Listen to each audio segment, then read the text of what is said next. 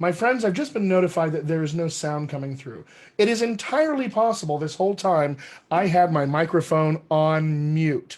Ladies and gentlemen, it happens to the best of us. So you've gotten to watch me talk at you with no sound. Now, I could say I did this on purpose, but I really didn't. Just one of those things that you don't press the button and it doesn't happen. So welcome to sound now. Fun time. So what I was saying, just to recap of everything you watched me say, but did not hear me say.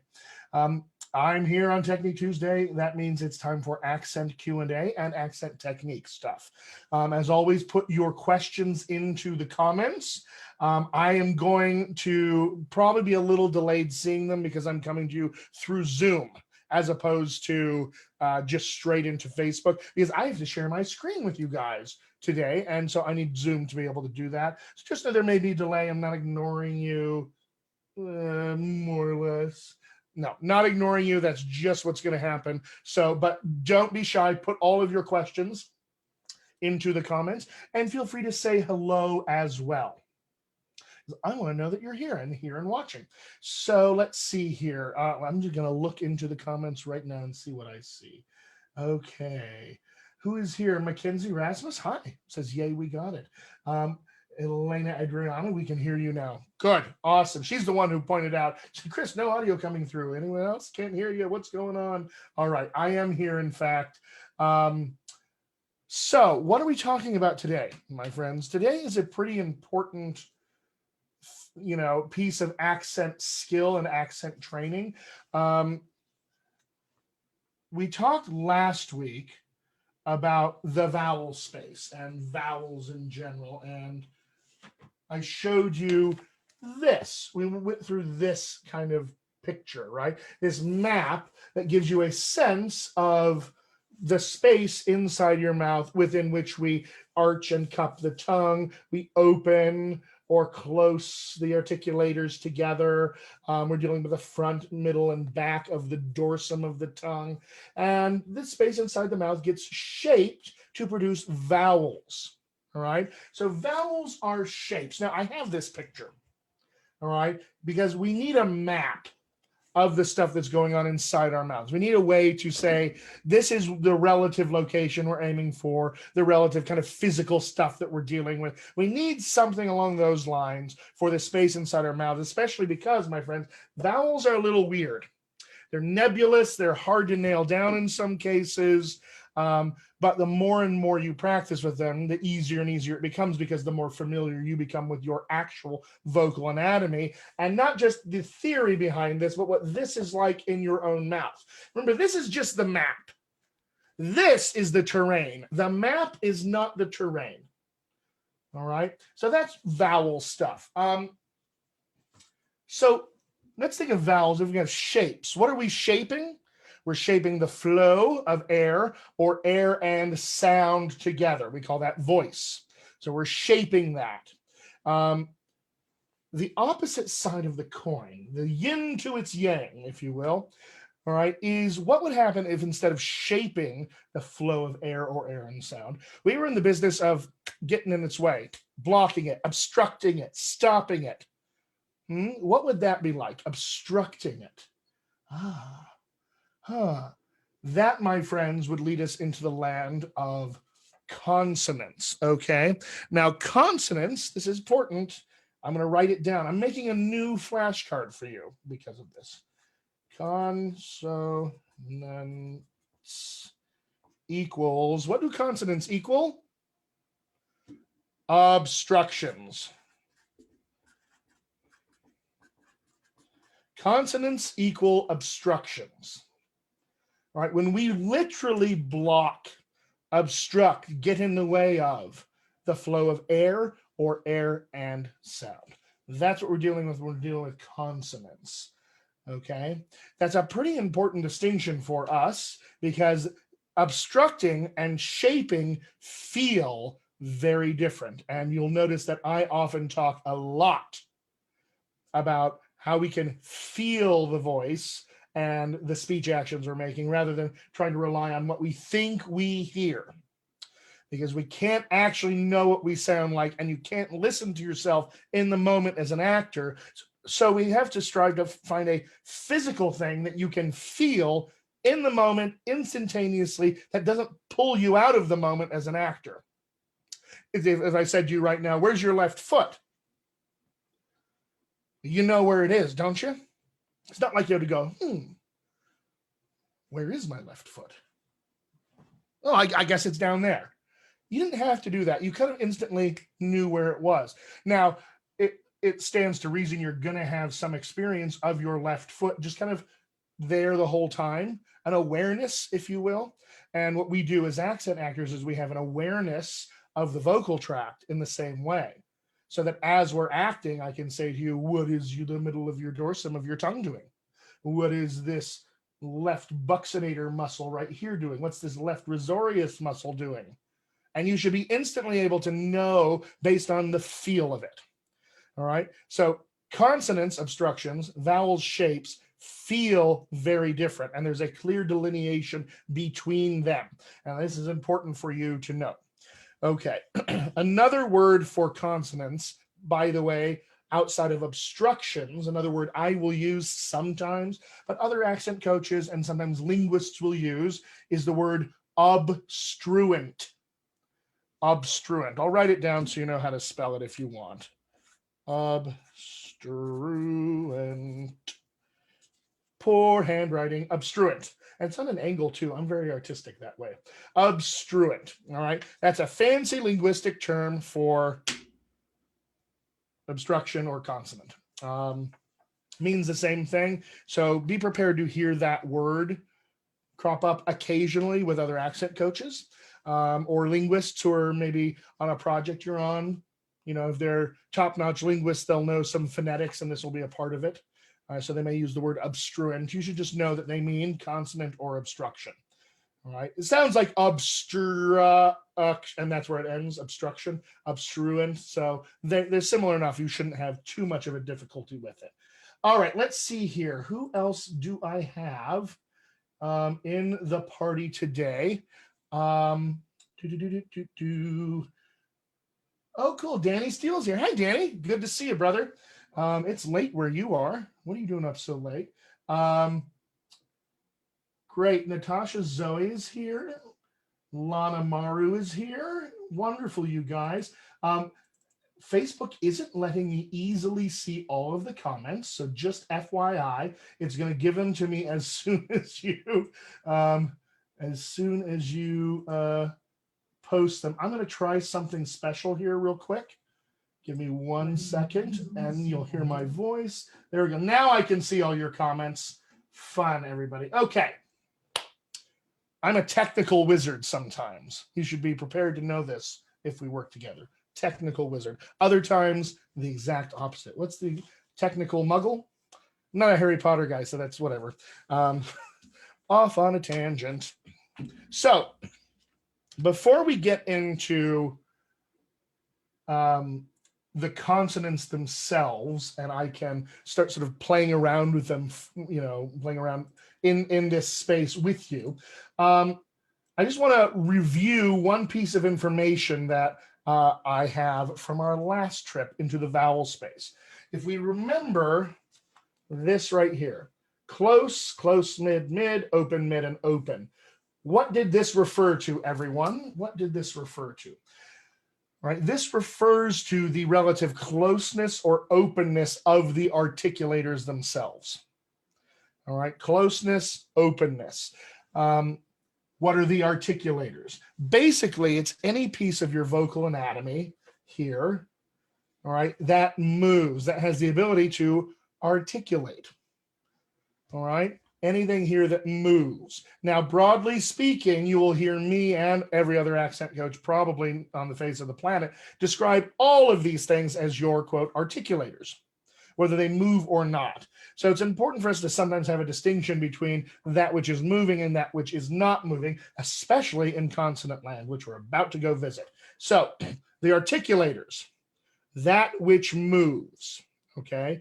If it doesn't move, for instance, your alveolar ridge or your teeth, all right, or your hard palate, Any of those things don't move. We're going to call them points of articulation.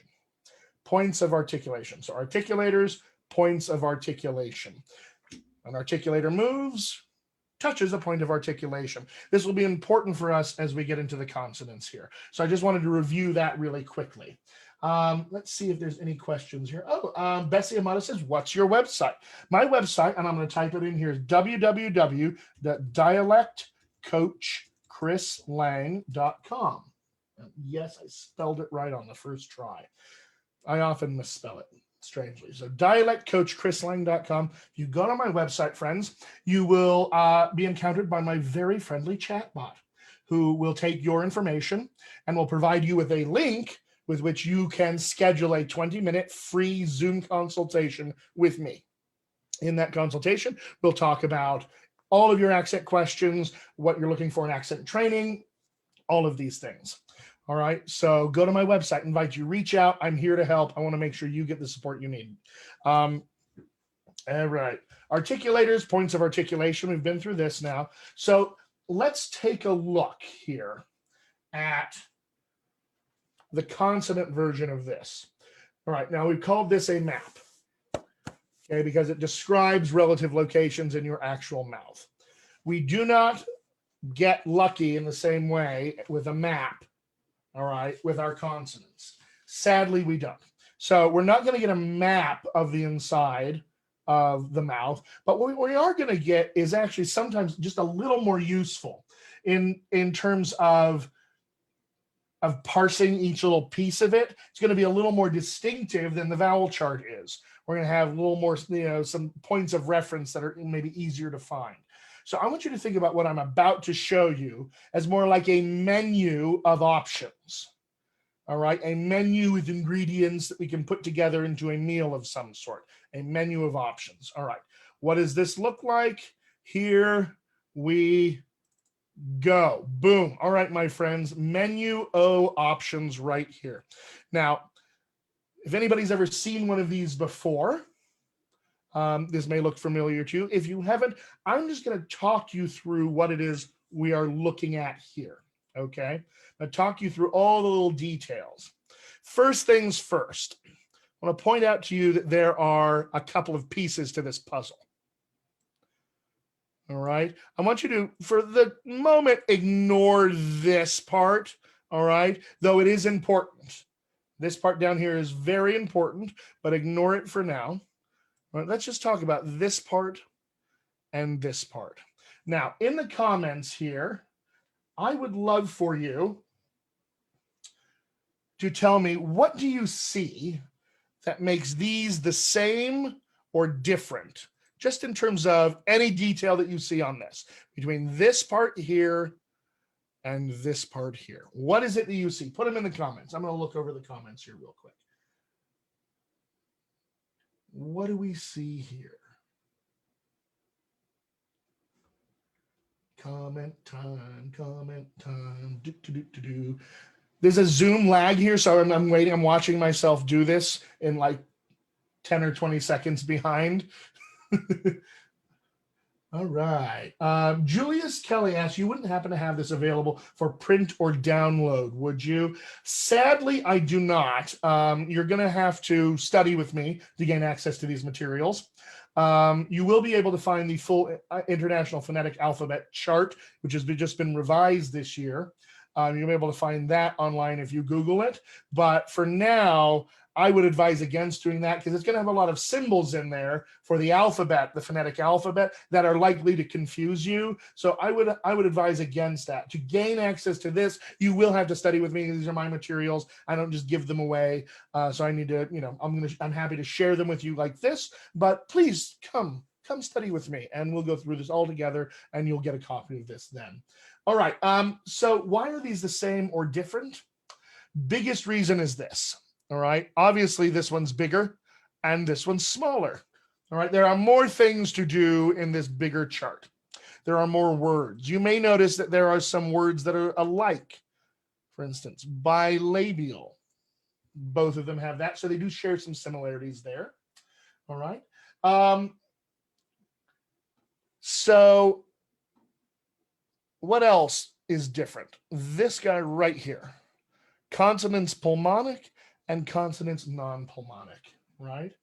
What are we doing here? Pulmonic, non-pulmonic.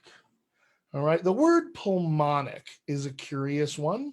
All right, pulmonic. Let me just zoom in here on pulmonic land. All right, pulmonic.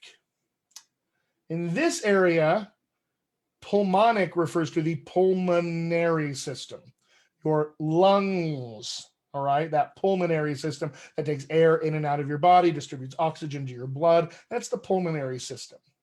All right, so pulmonic means that somehow that's involved. Non-pulmonic means that somehow it's not involved, this pulmonary system. So I'll put it to you this other way. Pulmonic consonants require active airflow out of your body. Actively out of your body, right? From your lungs out through the vocal tract. Non-pulmonic consonants do not require this. All right, the non-pulmonics down here, these guys do not require active airflow coming out of your body. Let me give you an example or two of what this might be like, maybe an analogy that will help you here. So what we're dealing with is pulmonic. Think of it like you have a wind tunnel that you're shooting air through, all right? And we place obstructions in that tunnel somewhere. So the air gets to hit those obstructions, has to go around it and encounter it, and different sounds are created because of that. Non-pulmonic consonants, on the other hand, think of it a little bit more like this vocal tract here, because we're not dealing with air out of your lungs, so the air that we're using has to already be inside your vocal tract. So imagine that your vocal tract is like a giant Victorian mansion, where over here on the one, this wing of the house, somebody opens up a door, and because of how all the hallways and everything, all the airflow is, when that door opens, it creates a draft that then slams a door over here on this other side of the house, creating this kind of sound, right? So essentially what we're doing with non-pulmonic consonants is we're rearranging the air already inside your vocal tract. And we're changing air pressure in a lot of cases to create different sounds, different kinds of sounds than the pulmonic stuff. That's what we're dealing with in terms of pulmonic versus non-pulmonic. All right. Couple of questions here. Let me touch on these. Okay, Bessie Amato says, how much are your weekly classes? Bessie, that's a great question. I'm glad you asked. I have some different options for you that I'm happy to discuss with you in a private one-on-one consultation. Because every actor is a little bit different, it's going to be a little bit different for every actor, this answer. But broadly speaking, I can say this. If you take my workshop, my accent skills workshop, which is online, it's on demand, it's been pre-recorded, so you can take it whenever it fits in your schedule. That's a 6-week accent skills workshop. Essentially, it's the foundational technique that allows you to even do accents. This, by the way, this chart that I'm playing with fits into that. I did teach you all about this chart in the workshop. That, okay, is $349 typically, okay? Now, you can have it online on demand right now for $297 if you sign up today. You can use... you don't even need to use a coupon code. That's just priced that way for you guys today. $297 to take that online on-demand workshop. It'll be 6 weeks long. And while you're doing that, I recommend that you also sign up for my office hours, once weekly private sessions with yours truly, where we get to work on some exercises, some technique. Because let's face it, in the recording, you don't get to ask me questions. And it's important that you do have the ability to do that, to gain growth in this work. So my office hours are kind of crucial for that. So I'd invite you to sign up for both of those. The office hours are usually $39 a piece, but if you buy a 6-pack that goes along with your accent skills workshop, you'll get those for 25% off. So I want you to take advantage of that if that's what you would like. But regardless, Bessie, go to my website, talk to my friendly chat bot, leave your info there, and schedule a 20-minute consult with me. Let's talk through everything before we make any decisions. Unless you're really gung-ho and you just want to sign up today, then go for it. But I think it's important that we have a talk. So invite you, come to my website, and let's set up a time to chat.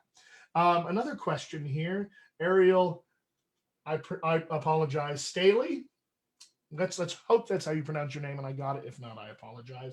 Says, memories of transcribing monologues. Yes, referring to the International Phonetic Alphabet, which the chart that I showed you is a portion of the consonant portion of the International Phonetic Alphabet's chart. There's no symbols here because I don't need to teach you those symbols right now. If you ever want to learn those symbols, there may be a class that is forthcoming. I just want to tease that right now. Keep an eye out. We are creating it as we speak. Okay. Other questions here. Patrick Hampton says, positions in the mouth compared to sounds. Interesting. Yes. When I asked what was the same, what was different about all of these, about these two charts, let me bring the chart back up here again so you can see it. All right. What was the same? What was different? Positions in the mouth as opposed to sounds. This is definitely something that we're going to see, except both of those charts have them. All right. Both of these pulmonic and non-pulmonic have these kinds of things and the places they happen. So what is it that we're looking at mostly here? All right. And I'm not going to go through all of this because you're going to need to sign up for my accent skills workshop to get all this information. I'm just going to give you a brief little taste of what's going on here. All right. This row of words right here refers to where in your mouth the thing happens. All right, where the obstruction happens. This column of words refers to the kind of obstruction that is happening. All right, we have 1, 2, 3, 4, 5, 6, 7, 8 different kinds of obstructions. Tell them what they've won. 8 different kinds of obstructions. Just like the vowel space, my friends, was comprehensive and included everything that your vocal tract was capable of doing in terms of shaping, and therefore everything that every human being is capable of doing in terms of shaping, therefore everything that exists in all 7,000 plus languages on the face of the planet. This too contains all of that, okay? This is comprehensive. It contains every single thing that you can do with your vocal tract that exists in every language on the face of the planet. If you can master how to do this, there is not an accent or language you will ever be asked to do that you will not know how to target, because you have it here already. So this is where stuff is happening. This is what is happening. All right. Now, there is something on here in this chart that is not mentioned in any of the details that I've highlighted. All right. Except to say that you might see it in this place I told you to ignore right here. Voiceless and voiced. Okay. Voiceless and voiced. Just know this. We have the ability at any of these places, and let's assume for now, though we may discover that's not true, that and in any of these ways here, that we can either send a flow of just air through our vocal tract, which we then obstruct, or I can send a flow of air and sound, i.e. voice, which I then obstruct. All right, so I can have voiceless obstructions, meaning, just air. I will sometimes, and probably more than sometimes, rather more frequently, refer to those as unvoiced. All right, unvoiced, just airflow, just air that I'm obstructing. Voiced, air and sound flow, or voice that I'm obstructing, right? So quickly, how do you know if you're making air or air and sound? Okay, where does the sound come from? Your vocal folds, all right, right down here. All right, if you can find your Adam's apple, I have a short neck, so don't use me as your guide here. My Adam's apple's like buried down into this big thick neck practically in my shoulders. So if you have a long neck, this may be easier, but look for the bump in your front of your throat here, all right? And then I want you to move if this is the bump, I want you to move your finger just above it, right there. All right, and then I want you to go, just a nice easy sigh. All right, what do you feel on your fingers when you do that?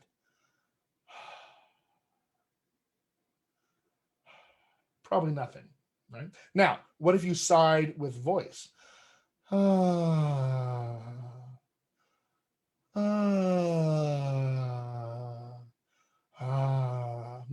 feel something different, don't you? Little vibrations on your fingers, little tingly sensations, all right? What you're feeling there is the sound waves that your vocal folds have been making as they smash into each other, all right, to create vibration that then those sound waves travel throughout your body. So you're actually able to feel those sound waves as vibrations as they bounce off the cartilage and the bone here in your body and some of the water as well, all right? So that's vibration that we're dealing with. And that, my friends, is the sensation of voice. So for instance, if I did this and just sighed out, and like, do this with me, my friends. I just want you to sigh out air only. And I want you to start just obstructing that flow of air with anything inside your mouth here that would please you. Any combination of these pieces. Don't worry how it goes, just any kind of sound you could ever think up. Try it out. So we'll just use air. We'll do a couple, 3, 4, 5 breaths, something like that. Do it with me. Here we go.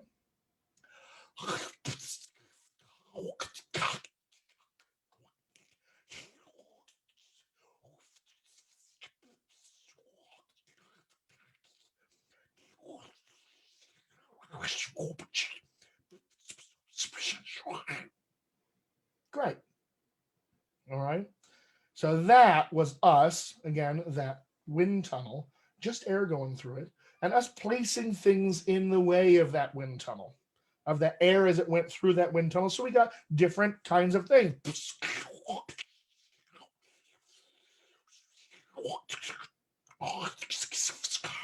Right? Just airflow. Now, what if, my friends, we decided to do that on voice now? So instead of going, I'm going, and I'm letting that voiced flow go through the wind tunnel. All right. Now imagine we've turned on a radio in the wind tunnel, and now there's noise coming through, and that noise now has to hit those obstructions. Let's try this together. Here we go.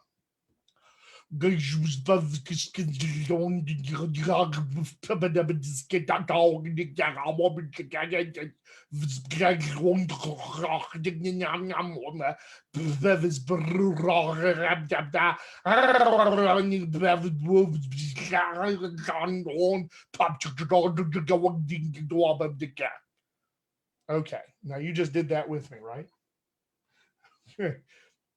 In the comments, what did you guys feel? Can you tell the difference between that which is voiced, the second one where we just did, and that was unvoiced, the first one? Did they feel distinctively different to you? They should. They should feel very different to you because they are very different. All right. Now, I could do, for instance, this. All right. I'm obstructing somehow inside with my tongue, doing this thing on the roof of my mouth, my hard palate, going. Now I'm using voice. I can do that same exact physical thing just with air.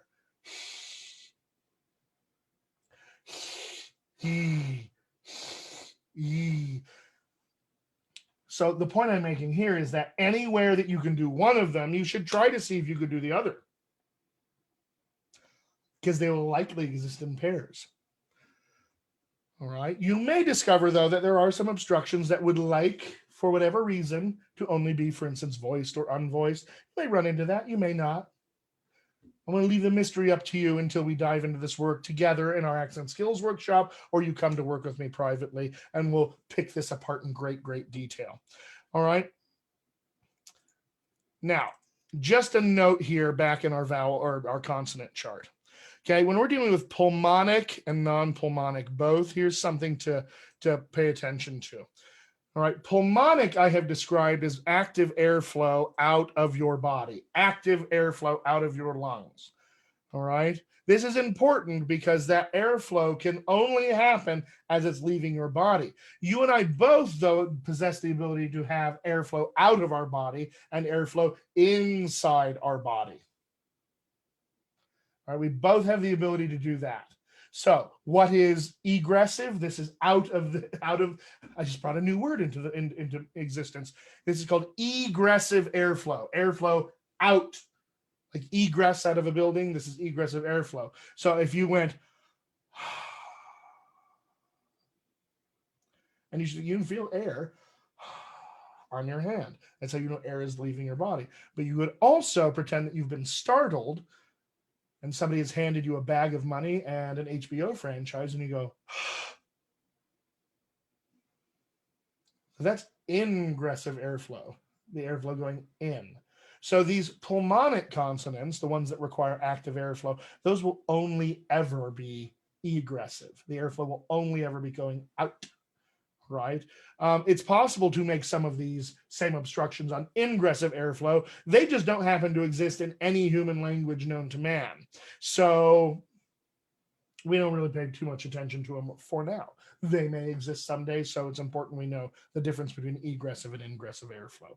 Non-pulmonics, okay, where we're just rearranging the air inside your vocal tract already, those are combinations sometimes of ingressive and egressive airflow, air going in and out. We can do combinations of those sometimes, all right? So this is a little less comprehensive in terms of what we're going to go through than the vowel stuff was, okay? Just a tiny bit less, because this is a little more nebulous, and I wanted to walk you through more of this. The consonant stuff, on the other hand, actually, I don't want to dive too deeply into until you have done all the rest of the accent skills stuff that you'll do in my accent skills workshop, all right? So I want you to make sure that you have all of that work before we really dive into the consonants, because you'll need more knowledge of vocal anatomy, for instance. All of the places in this chart which describe where stuff is happening, we will want to have a much more detailed awareness and flexibility with our own vocal tracts before I take you through this stuff. All right. So that's the consonant chart, my friends. Consonants are, just as a reminder, obstructions, okay? When we have consonants, which are obstructions, and we have vowels, which are shapes, and we put them together, we can arrange shapes and obstructions into interesting orders. Sometimes give ourselves some rules as to how this all goes together, all right? And then we create something which we recognize as speech. So I could have some shapes that I make, just playing with arching, cupping, rounded, unrounded, open, close articulators. I could do this all day, and then I could put some obstructions in there.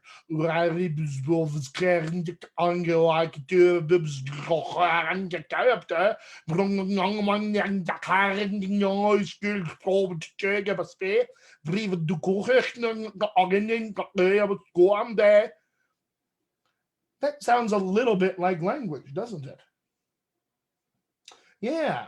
Because when we put shapes and obstructions together, we get the foundations of how our actual speech is created.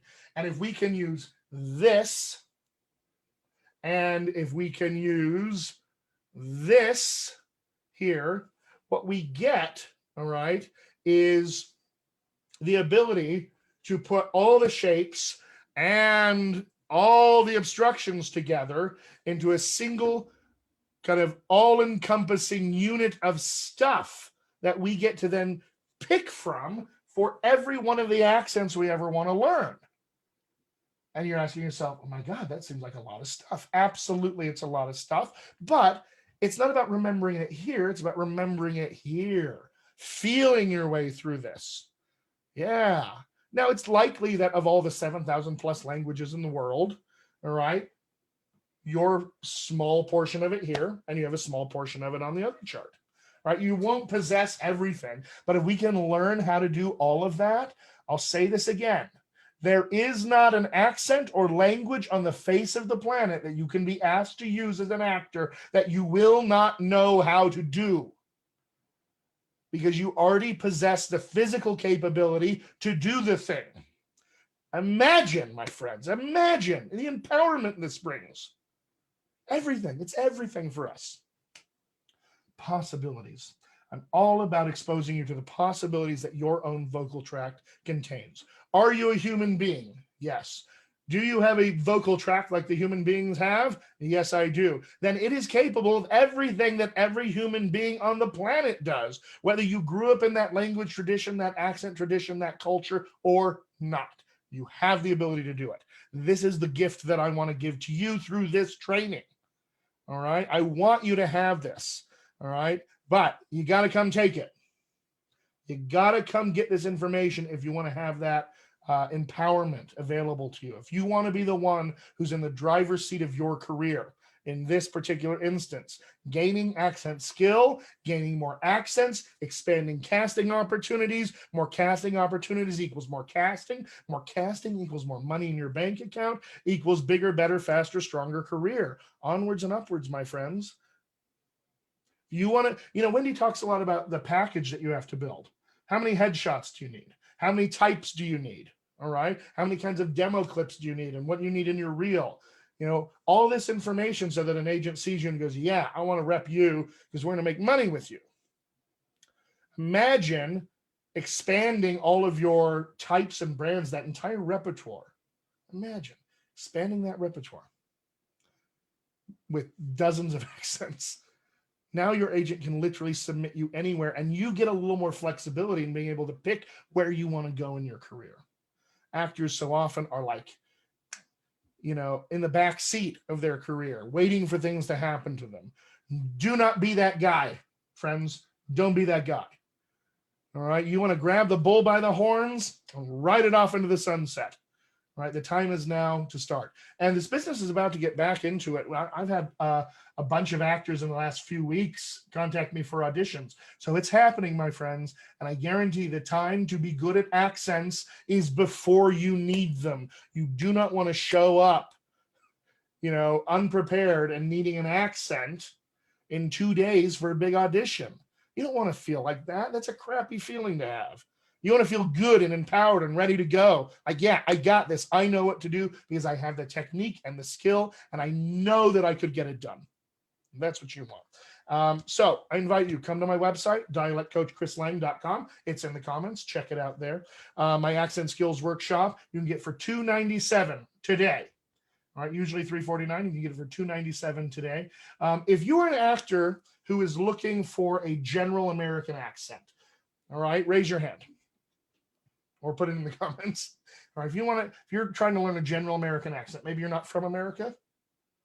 All right, maybe you're from a part of America that is very distinctively accented. All right, but you need a more general American accent to be able to expand your casting. Right? If you need that, you can also sign up for my General American Accent Workshop. All right, it's now available for pre-order today. All right, you can buy it today. It will be ready probably in a week or so. All right, for you to go live. I don't want to give you an exact date because we're still tinkering with some stuff, but it's available for pre-sale, so it'll be up really, really soon. You can also, there's an option for you to bundle the accent skills and the Gen M workshop together. You'll do the accent skills first and then the Gen M after that. And I want to encourage you again, if you're going to take either one of those workshops, please do. After you sign up, you'll be sent to a web page, so you'll have a link to do this if you'd like. Please do sign up for my office hours. It's an opportunity for you to get some answers in real time from me on the work you're doing. All right. The limits of the on-demand workshop are that I can't answer your questions in real time, and you're going to have them. So no matter what, just know you're going to have to work with a professional on vowels and consonants at a minimum.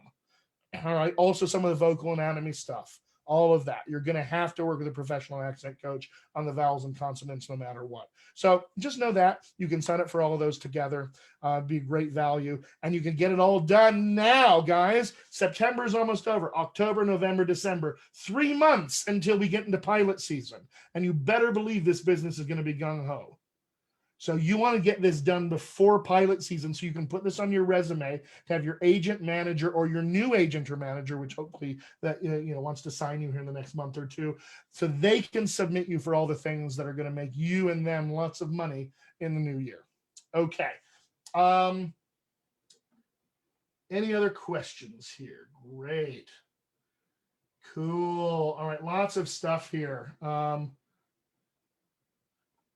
No questions, but I love how all you guys are just like digging this work. And you get like, oh yeah, cool, what he said, more vibration, I feel that, yeah, high fives, definite difference. We hear trippy but the truth, Patrick Hampton. You're right. That's actually what they say about me. He's trippy, but he's the truth. All this. Evan says, I love Julius. I love this type of work. It's very interesting to me because Julius said, wow, this is very interesting. Julius, Evan actually took my accent skills workshop recently, all 6 weeks of it, and the office hours pack. If you guys want to know what that is like, talk to Evan. He'll be a good resource just to let you in on what you're going to learn, what it's going to be like. So you don't hear it straight from this mouth, but you can hear it straight from an actor who is hungry, ambitious, and really leveling up his work for sure. So ask Evan if you have any questions about that. All right, for now, my friends, that's going to be it. All right, a little bit shorter today because I talk a lot. Yeah, it's been like, 40 minutes. Who knows? Not shorter. I never talk for less time. Let's face it. It's a pipe dream for Chris. All right, guys, that's all for today. If you have any questions, please do reach out to me via my website, dialectcoachchrisline.com. Talk to my chat bot. We'll schedule a time to chat. You can also email me at accents@dialectcoachchrisline.com. I'm here to help. I want to make sure you guys get the support you need to be successful in your accent work. So you are never, ever bothering me by reaching out with questions. Don't message me on Facebook. Email accents@dialectcoachchrisline.com. Okay, reach out to me that way. If you're not watching this live, you're going to have an opportunity to put questions in the comments as you watch it. Please do that because I will circle back and answer your questions if you have any. All right, everybody, I will see you either on the interwebs, on TMFA, or in the Accent Skills Workshop and office hours. If there's anything you would like me to talk about in a future Facebook Live, next Technique Tuesday, post a TMFA question in the group for me and say, hey, Chris, could you talk about this or that or the other thing? And I will take that into consideration for sure. I want to address the things you guys have questions about. All right, my friends, that's it for now. I will see you next Tuesday. Topic to be determined. It's a mystery today. All right, I'll post what it is. You guys will get a thing. All right, everybody, that's it for now. Take care.